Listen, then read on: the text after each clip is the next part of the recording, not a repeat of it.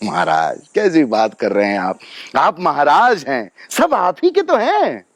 अच्छा, thank you. तो हमें अपने सरतरफ बच्चों से क्या कहना है? हमारा ये शरीर मिट्टी है, मेरा शरीर, आपका शरीर, सबका शरीर बस मिट्टी का शरीर है। आप सब भी इसमें अपना योगदान दीजिए।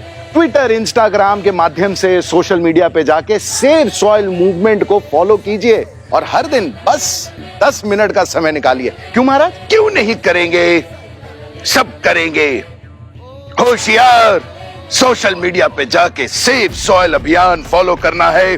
सब फॉलो करेंगे और हम डांस करेंगे।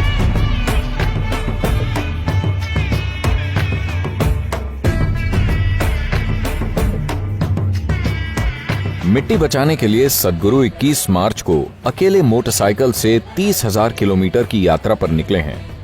इस 100 दिन की यात्रा में सद्गुरु अलग अलग देशों में जाकर वहां की सरकारों और लोगों से मिल रहे हैं। सभी देशों ने मिट्टी बचाओ अभियान का खुले दिल से स्वागत किया है। इसका उद्देश्य जन समर्थन जुटाकर 192 देशों की सरकारों से मिट्टी और पर्यावरण में जान फूंकने वाली एक पॉलिसी बनाने की मांग करना है। जैसी मिट्टी हमें पिछली पीढ़ियों से मिली है, आइए उतनी ही अच्छी मिट्टी आने वाली पीढ़ियों को भेंट करें।